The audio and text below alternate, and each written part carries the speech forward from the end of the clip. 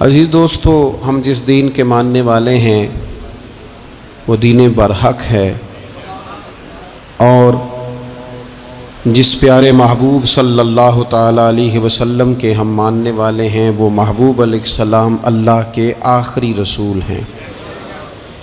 नबी अकरम सल्लल्लाहु ताला अलैहि वसल्लम कामिल अकमल और मुकम्मल दीन लेकर तशरीफ़ लाए। अब ये दीन इस्लाम ऐसा मज़बूत, ऐसा मुस्तहकम दस्तूर हयात है कि क़यामत तक इसी दीन का सिक्का चलेगा। वक्ती तौर पर जो हालात उम्मत पर इस वक्त गुज़र रहे हैं उसमें उम्मत महकूम नज़र आती है, कमज़ोर नज़र आती है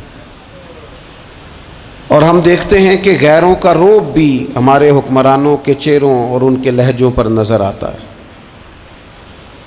जो कौमें किसी का रोब इख्तियार करती हैं, किसी शख्स को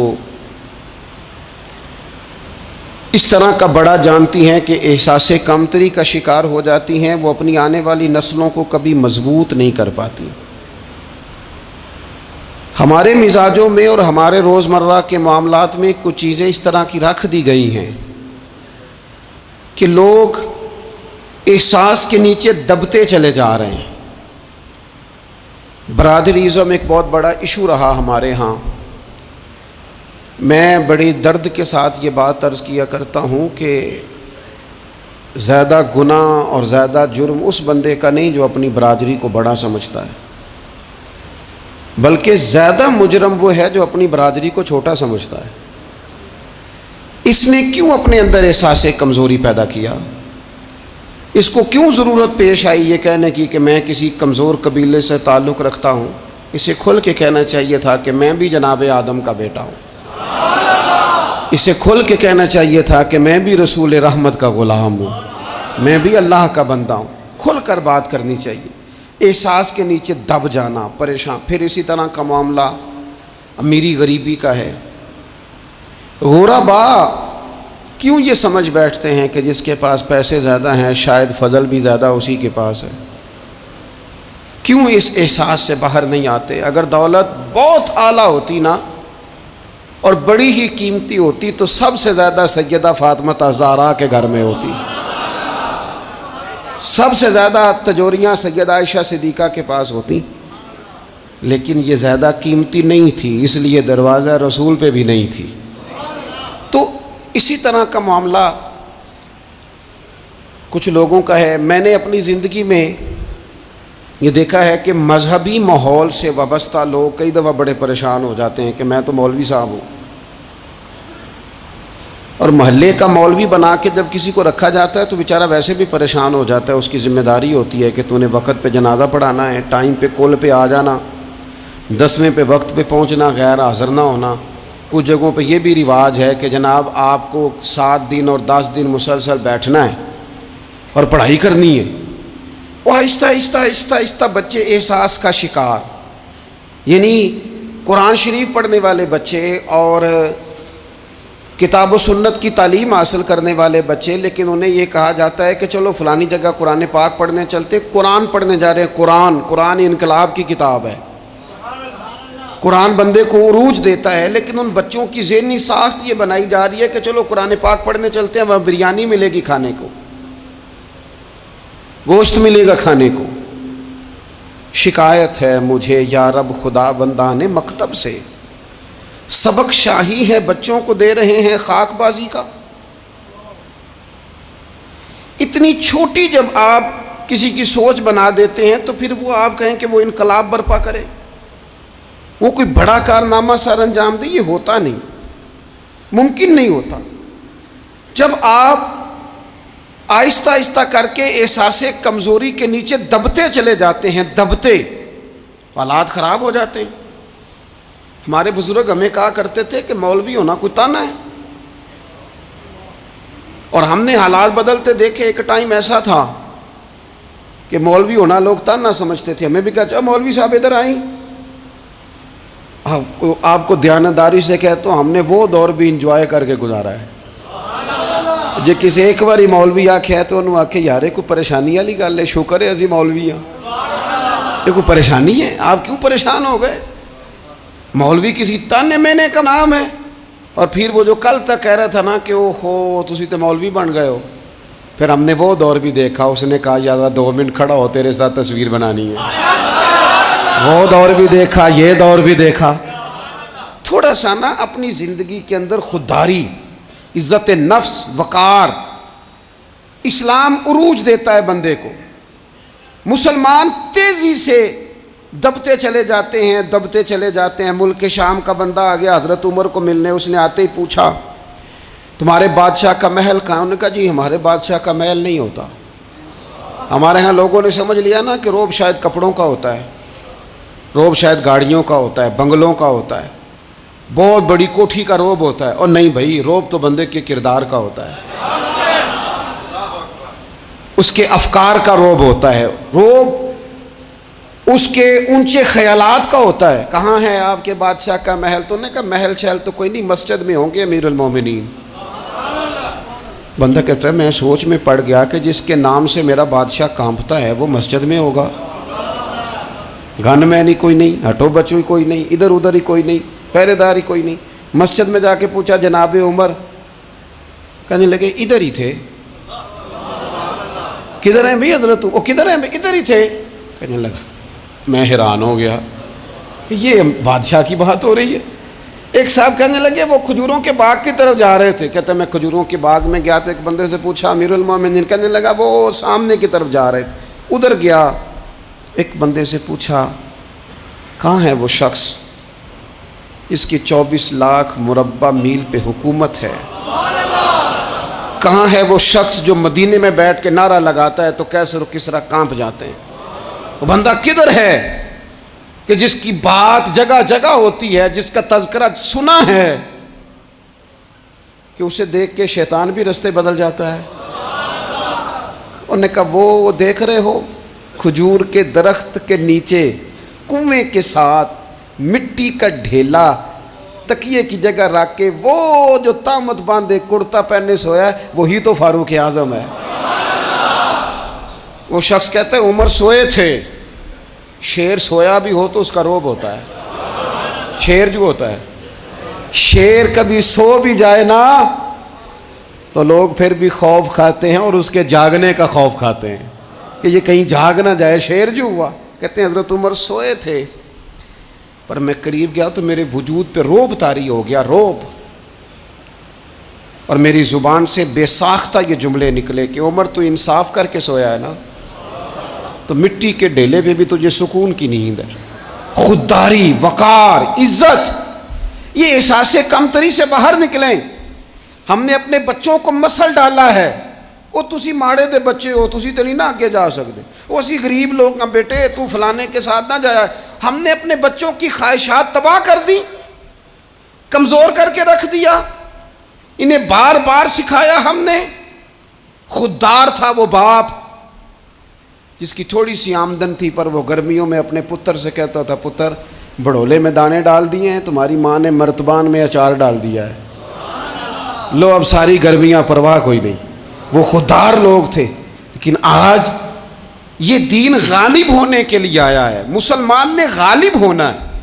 ये थोड़ा अपनी ज़ात से उठकर जब सोचेगा ना, बड़ी बात करेगा, बड़ी बड़ी सोच पैदा करेगा, बड़ा इसका मिजाज होगा, खुला इसका दिल होगा, तो फिर ना ये ज़रा सर उठा के जिएगा। कुरान मजीद की जो आयत करीमा मैंने तिलावत की, अल्लाह करीम ने फरमाया हुवल्लज़ी अरसला रसूलहू बिलहुदा व दीनिल हक़, फरमाया वो कादिर मुतलक है जिसने अपने रसूल को हिदायत और हक़ दे के भेजा है। दो चीज़ें दे के भेजा है, हिदायत और हक़। किताब हिदायत और हक़ हुजूर लेके आए। किस लिए भेजा है? कि निरा तस्बीह पढ़ें और सो जाएं,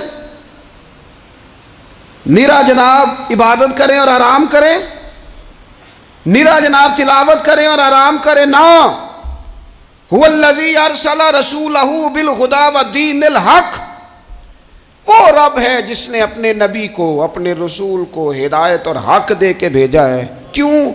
कि लियुज़हिरहु अलद्दीन कुल्ले, ताकि इस दीन को तमाम दीनों पर गालिब कर दे, इसको गालिब करे, हर दीन पर ये दीन छा जाए। वलौ करिहल मुशरिकून, अगरचे मुशरिकों को ये बात बुरी ही लगे, ना पसंद आए, किसी को नहीं आती।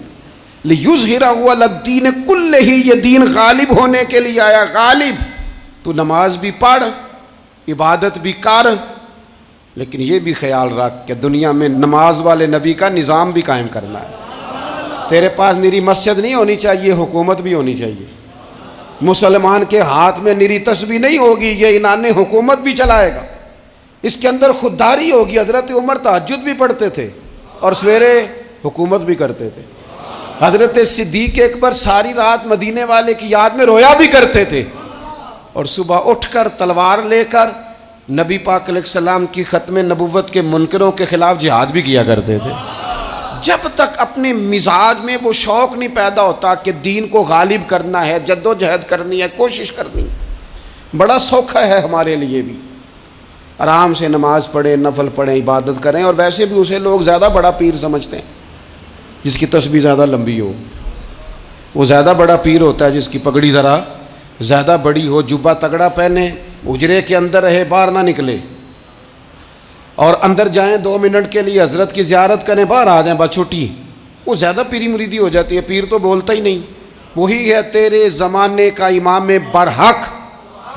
इकबाल कहने लगे वही है तेरे ज़माने का इमाम बरहक, जो तुझे हाजिर व मौजूद से बेजार करे और मौत की शक्ल में दिखला के तुझे जलवा यार, जिंदगी तेरे लिए और भी दुश्वार करे। तो जो तेरा जीना मुश्किल कर देना, वो तेरे ज़माने का इमाम बरहक है, तेरे लिए ज़िंदगी दुश्वार कर। ये क्या बात हुई कि ठीक है जनाब आप मौज करें जो दीन गालिब होने के लिए आया। दीन के मिजाज में गलबा है, दीन की तबीयत में गलबा है। दीनदार छा के वक्त गुजारा करते हैं। अल्लाह ताला ने इस दीन के अंदर वो करार दिया है, वो वुस्सत दी है, वो दर्द दिया है, वो ज़ौक़ दिया है। अपने अंदर से वो बुत तोड़ डालें जो बुत मायूसी फैलाते हैं। उन जगहों से निकल आए जहाँ इंसान कमज़ोर पड़ता है। उठ बांध कमर क्यों डरता है, फिर देख खुदा क्या करता है। आगे की तरफ देखें, आगे की तरफ देखें। मेरे नबी अकरम सल्लल्लाहु ताला अलैहि वसल्लम ने फरमाया, हालात जितने भी ख़राब आ जाएं, माहौल जितना भी बिगड़ जाए, उम्मत पर दुश्वारी जितनी भी आए, हुज़ूर अलैहिस्सलातु वस्सलाम ने फरमाया है ये दीन इस्लाम है। ये मुस्लिम के लफ्ज़ हैं। हुजूर फरमाते हैं ये दीन हमेशा कायम रहेगा। और फरमाया एक जमात होगी पूरी मेरी उम्मत की जो दीन इस्लाम के दिफा में काम करती रहेगी, जद्दोजहद करती रहेगी, कोशिश करती रहेगी, हिम्मत करती रहेगी। मेरे अजीज़, हुजूर ने फरमाया हमेशा ये दीन कायम रहेगा और एक जमात हमेशा इस दीन के लिए काम करती रहेगी। और मेरे नबी पाक अलैहिस्सलाम ने फरमाया 100 साल के बाद तो अल्लाह ज़रूर इस उम्मत में एक ऐसा शख्स पैदा करेगा, ये इब्ने माजा में हदीस मौजूद है, जो इस दीन की नए सिरे से तजदीद कर देगा। वो लोग आते रहे, जब हालात बड़े बिगड़े तो हज़रत उमर बिन अब्दुल अज़ीज़ आ गए, हालात का रुख बदल के रख दिया। फिर मामलात बड़े बिगड़े तो इमाम शाफ़ई जैसे लोग आ गए, गौसे आज़म जिलानी जैसे लोग आ गए। हालात बड़े बिगड़े तो शेख अब्दुल हक मुहद्दिस देलवी जैसे लोग आ गए। हिंदुस्तान में जब माहौल बड़ा कठिन हुआ तो आला हज़रत फाज़िल बरेलवी जैसे लोग आ गए। हर सदी के सिरे पर अल्लाह ताला एक मुजद्दिद भेजेगा। हुजूर का वो ग़ुलाम दीन को नए सिरे से ताज़ा करे। दीन के चमन में हमेशा बहार रहेगी, हमेशा नूरानियत रहेगी, हमेशा नूरुन आला नूर रहेगा। ये काम सिर्फ करने का काम क्या है, ये दीन तो फलेगा फूलेगा। जो आगे बढ़ के खिदमत में हिस्सा डाल लेगा ना, वो अपना नफ़ा करेगा। ये कुरान पाक है, या अय्युहल्लज़ीना आमनू इन तंसुरुल्लाह यंसुरकुम व युसब्बित अक़दामकुम। अल्लाह फरमाते हैं लोगों, अगर तुम अल्लाह के दीन की मदद करोगे ना तो अल्लाह तुम्हारी मदद करेगा। व युसब्बित अक़दामकुम, और तुम्हारे कदम जमा देगा, तुम्हें इस्तिक़ामत दे, तुम आगे। और दीन की मदद सिर्फ पैसों से नहीं होती। कोई शख्स समझे कि फ़कत माल से मदद होती है। जब आप वक्त पर आकर मस्जिद में जुमे की नमाज अदा करते हैं तो ये भी आप दीन की खिदमत ही करते हैं। जब आप दीनी इज्तिमात की रौनक बढ़ाते हैं तो ये भी आप दीन की खिदमत ही करते हैं। जब आप किसी दीन के तालिब इल्म का हौसला बढ़ा देते हैं ना, बेटे बड़ी बात है कुरान पढ़ते रहना, ये भी आप खिदमत ही करते हैं। जब आप दीन के बारे में किसी जगह बैठ के अच्छी बात कर देते हैं, यार अल्लाह का फजल है हमारे दीन में ये खैर अल्लाह ने रखी, ये भी आप दीन की मदद ही करते हैं। आप किसी भी जगह किसी भी हवाले से दीन के लिए कोई भी पैगाम देते हैं, कोई भी बात करते हैं, तो आप दीन की ये सारी खिदमतें दीनियाँ हैं, ये सारा दर्द है, ये सारा ज़ौक़ है। हम अपना अपना हिस्सा जिस तरह भी मिला सके दीन की हिमायत में, दीन की मदद में। जहाँ कोई ऐसी बात हो रही हो वहाँ हम दिफा के लिए खड़े हो जाएं। हर शख्स अपने अपने मकाम पर दीनी इबलाग में, दीन की तबलीग में अपना किरदार अदा करे। एक जुमला कोई बोल देना रसूल पाक के दीन की मदद में, एक जुमला, यानी किसी को सिर्फ इतना कह देना कि यार तो अपने बेटे को, तेरे 5 बेटे हैं, एक को कुरान मजीद का आलिम ही बना दे। तू कह के चला गया और तू तेरी वजह तुझे खबर भी नहीं कि शायद उसने तेरी वजह से उसे दाखिल कराया है, लेकिन वो अगर आ गया पढ़ गया तो देख तुझे अजर अल्लाह कितना अता फरमाए। आधा जुमला बोल के दीन के मामले में मुआवन बने, कोई खैर का लफ्ज़ बोल के मुआवन बने।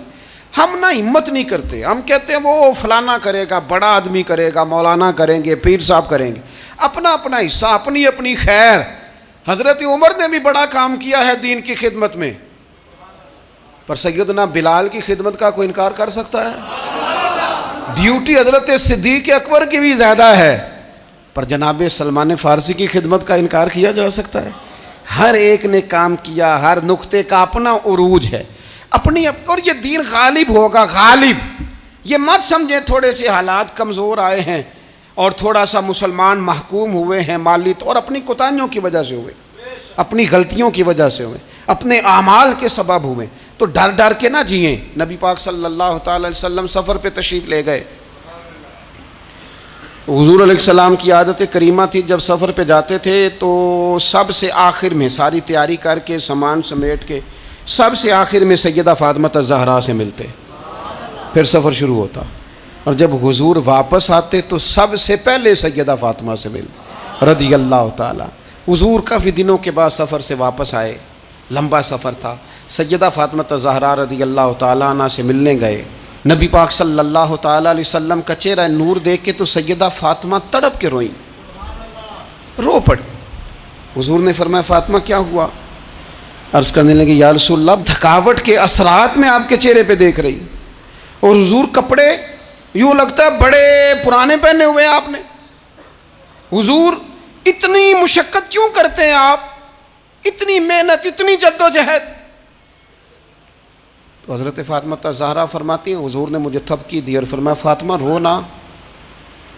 और यहाँ वो बाज़ लोग होते हैं ना, जो हमने देखा है हमारे यहाँ इस तरह होता है कि वो कोई इस तरह की बात करे तो वो ज़्यादा रोने लग जाते हैं, क्या करें, बड़े मसाइल हैं, बड़ी मुशक्क़त है, करना पड़ता है, लोग और ज़्यादा। लेकिन नबी पाक अलैहिस्सलाम ने सोचों को नया जाविया दिया, ख़यालात को नया रुख दिया, इस बात को एक नया अंदाज सोचने का फराहम किया।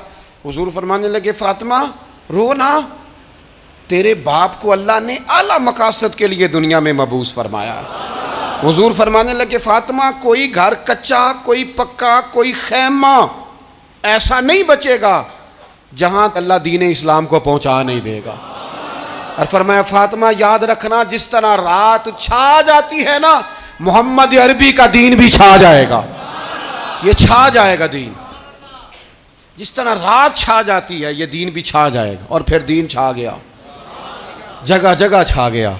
यूरोप में भी अज़ानें पढ़ी जाने लगी, अमेरिका और अफ्रीका में भी कुरान पढ़ा जाने लगा, जगह जगह जगह जगह रसूलुल्लाह सल्लल्लाहु अलैहि वसल्लम के दीन की बात होने लगी। कहा फ़ातिमा घर कच्चा हो या पक्का हो, खैमा हो, हर जगह ये दीन पहुँचेगा। और दीन पहुँचा। दोस्तों कमज़ोरी वक्ती तौर पर है, हालात वक्ती तौर पर हैं। मुसलमानों न घबराओ, खुदा की शान बाकी है।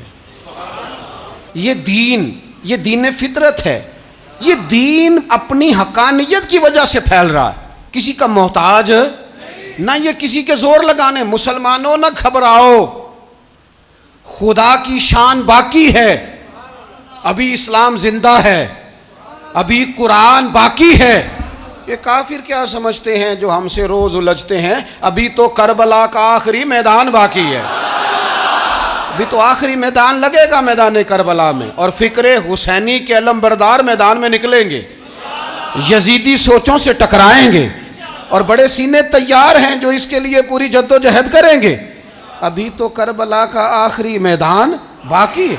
अपनी जिंदगी के अंदर कुव्वत इरादी पैदा करें, कुछ कर लेने की ठान अपने मिजाज में पैदा करें। कमजोरी आ जाती। अदी बिन हातम जो थे ना, ये हातम ताई के बेटे थे, बादशाह का बेटा था, जमाना बड़ा देखा था, बड़े बड़े वजीरों मुशीरों, सारी जिंदगी आला सतही वफूद से मुलाकात हुई। अदी हुजूर की बारगाह में आए, मुस्नद इमाम अहमद बिन हंबल में मौजूद। तो इस्लाम पर अभी गुर्बत का दौर था, चंद लोग मुसलमान हुए थे। नबी पाक अलैहिस्सलाम ने फरमाया अदी कलमा पढ़ लो। तो अदी कहने लगे मैं तो पहले ही एक दीन का मानने वाला हूँ। हुजूर फरमाने लगे जिस दीन के तुम मानने वाले हो उस दीन को मैं तुमसे ज़्यादा जानता हूँ। हुजूर फरमाने लगे जिस दीन के तुम मानने वाले हो उसमें क्या ये लिखा है कि मालिक गनीमत का चौथा हिस्सा खा जाओ? कहने लगे नहीं। तो फरमाया खा क्यों जाते हो? अदी कहते हैं चूँकि ये हमारे अंदर की बात थी बादशाहों की, तो मैंने फ़ौरन सर तस्लीम खम कर दिया, मैंने फ़ौरन सर झुका दिया। मैंने कहा आप बात ठीक कर रहे हैं। हुजूर फरमाने लगे अब अगली बात भी करूं या रसूलुल्लाह फरमाइए। फरमाया पता है तुम दीन क्यों नहीं कबूल कर रहे? ये भी मुझे पता है। या रसूलुल्लाह क्यों? फरमाया तुम देखते हो कि दीन के मानने वाले गरीब गरीब लोग हैं, तुम देखते हो कि अभी ये कमज़ोर हैं, तुम देखते हो कि मक्के वालों ने मदीना तैयबा से परेशान करके मुसलमानों को निकाल दिया है। ये गरीबी देखकर, बज़ाहिर इस्लाम की कमज़ोरी देखकर तुम कलमा नहीं पढ़ रहे। हुजूर फरमाने लगे अदी मकामे हिरा का नाम सुना है? बड़ी दूर था इलाका वो, मकामे हिरा का नाम सुना है? अदी कहने लगे हुजूर सुना है पर वो जगह देखी नहीं। महबूब फरमाने लगे सुन, मैं वो वक्त लेके आऊँगा, मेरा दीन इस तरह नाफिज होगा कि एक औरत मकामे हिरा से ऊँटनी पे अकेली बैठेगी और अकेली आएगी और आके बैतुल्लाह का तवाफ करेगी, सिवाय उसे अल्लाह के किसी का खौफ नहीं होगा, रब के अलावा किसी से नहीं डरेगी। ये दौर आएगा। तू देख रहा है कि सिर्फ मक्के पे हुकूमत नहीं दुनिया पे मुसलमान छा जाएंगे। और हुजूर फरमाने लगे किसरा का नाम सुना है? कहा हुजूर वो तो बाजार इस वक्त बड़ा तगड़ा बादशाह है। फरमाया उसके इलाके भी फतह होंगे, वो खजाने मुसलमानों के पास आएंगे। और फरमाया तू, तीसरी बात नबी पाक ने बयान की, फरमाया तू ये देख रहा है कि मुसलमानों में गुर्बत है? फरमाया आदि एक वक्त आएगा लोग देने के लिए निकलेंगे पर उन्हें लेने वाला कोई नहीं मिलेगा। एक वक्त आएगा लोग देने निकलेंगे, लेने कोई नहीं आएगा। अदी कहते हैं कि मैं रसूल करीम का कलमा पढ़ के मुसलमान हो गया। अब फिर ज़्यादा दौर नहीं गुजरा, अदी रोया करते थे, हातम ताई के बेटे अदी रोया करते थे और रो के बताया करते थे लोगों वो जो हुजूर ने फरमाया था ना बीबी हिरा से चलेगी और तवाफ़ करेगी, वो बीबी मैंने अपनी आँखों से आती देखी। मैंने उस तन्हा औरत को हुजूर सैयद आलम की पेशन गोई के मुताबिक बैतुल्लाह का तवाफ़ करते देखा, उसे सिवाय अल्लाह के किसी का डर नहीं था। और अदी कहने लगे वो जो हुजूर ने फरमाया था ना कि किसरा के ख़जाने फ़तह होंगे, फरमाया वो जब फ़तह हो रही थी तो मैं खुद उस जंग में शरीक था, मुझे अल्लाह ने मौका दिया, मैं मुजाहिदों में शामिल था। और फरमाने लगे तीसरी पेशन गोई रह गई है, मुझे उम्मीद है वो भी पूरी होगी। हज़रत उमर बिन अब्दुल अजीज़ के ज़माने में आके वो दौर भी आया कि लोग ज़कात देने निकलते थे, लेने वाला कोई नहीं मिलता था। लोग किसी को गरीब समझ के सदका देने लगते थे, वो कहता था भाई ले जा, मैं तो रात खुद दे के आया हूँ। लोग देने निकलते थे, लेने वाला कोई नहीं। इस्लाम की फितरत में कुदरत ने लचक दी है, उतना ही ये उभरेगा जितना के दबा दोगे। ये मौलवियों की वजह से, पीरों की वजह से, सियासतदानों की वजह से नहीं छाएगा। ये क्यों छाएगा कि अरसला रसूलहू बिल हुदा व दीनिल हक, ये इसलिए छाएगा कि अल्लाह ने भेजा ही हक के साथ है, ये आया हक के साथ है, लिहाजा छा जाए। हक हमेशा छा जाया करता है। और वकुल जाल हक व ज़हकल बातिल इन्नल बातिल काना ज़हूका, जब हक आता है तो बातिल खुद ब खुद छुप जाता है, और बातिल होता भी मिट जाने के लिए। बस ना ये दीन हजरत खुबाब बिन अल अर्थ रदी अल्लाह ताला अन्हु फरमाते हैं, हमें बड़ी तकलीफ़ दी कुफार मक्का ने, कुरैश ने बड़ा सताया। नबी पाक अलैहिस्सलाम खाना काबा के साथ एक चद्दर लेके आराम फरमा रहे थे। हम हुजूर की बारगाह में गए, या रसूल अल्लाह दुआ करें ये तबाह हो जाए, तंग बड़ा करते हैं, हुजूर आप दुआ करें अल्लाह की बारगाह में। तो हुजूर उठ के बैठ गए, फरमाया जल्दी ना करो, तुमसे पहले ऐसे लोग गुजरे हैं जिनको गढ़ों के ऊपर रख के ना तो आरों से काट दिया जाता था, वो 2 टुकड़े हो जाते थे। फरमाया जल्दी ना करो, तुमसे पहले ऐसे लोग गुजरे हैं कि लोहे की कंगियों से उनका गोश्त नोच दिया जाता था, हड्डियां तक जख्मी हो जाती थी, सी नहीं करते, जख्म पे जख्म खा के जी, खूने जिगर के घूंट पी, आह न कर लबों को सी, ये इश्क है को दिल लगी नहीं। कहा खुबैब थोड़ा सब्र करो, और फिर हुजूर फरमाने लगे, खुबैब ये बात याद रखना, जो दीन मैं लेके आया हूँ ये गालिब हो के रहेगा, ये गालिब होगा, गालिब। वो अबू सुफियान जो मैदान उहद में कहते थे फ़लाँ भी हमने मार दिया, फ़लाँ भी मार दिया,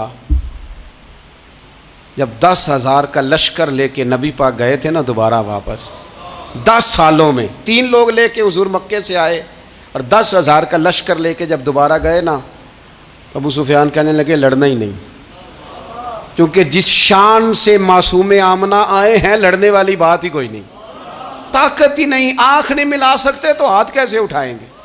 लेकिन पता है हुजूर का तरीका क्या था, स्याह इमामा था, ऊँटनी पे बैठे थे, और गर्दन महबूब ने इतनी झुकाई थी कि वो ऊँटनी की गर्दन से लग रही थी। इस शान के साथ हुजूर दाखिल हुए, इज़ा जाअ नस्रुल्लाहि वल फथ व रअयतन नास यदखुलून फी दीनिल्लाहि अफ़वाजा।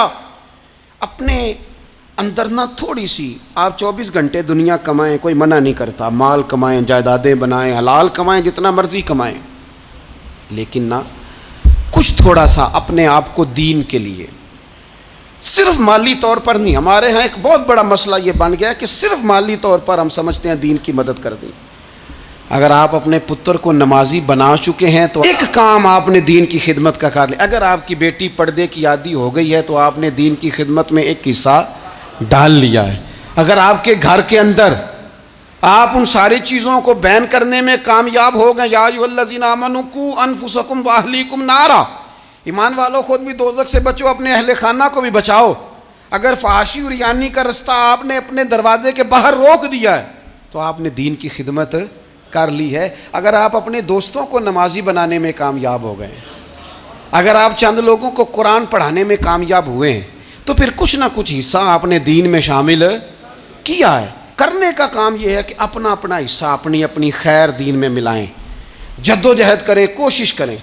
2 जुमले बोलकर, जब कोई बंदा कह रहा हो ना जी बड़ा मुश्किल है दीन पे अमल करना, तो उसे कहें दीन पे ही चलना तो आसान है, दीन पे चलना ही तो आसान है।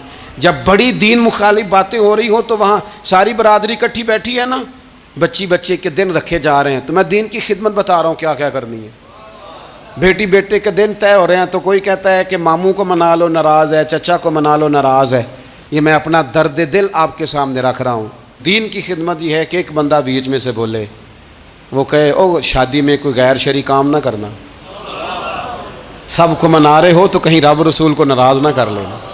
ये तेरी दीन के लिए खिदमत हो जाएगी, ये तेरी दीन के लिए खिदमत हो जाएगी। वो जिस शख्स ने जाते जाते रास्ते में कहा था ना हज़रत अब्दुल्ला मुज़नी को कि मैं एक मदीने में चांद चढ़ा देख के आया हूँ कि जिसके करीब से जो गुजरता है उसे भी नूर मिलता है, तो उसकी एक बात घर कर गई, जनाब अब्दुल्ला मुज़नी मदीने वाले के आशिक हो गए।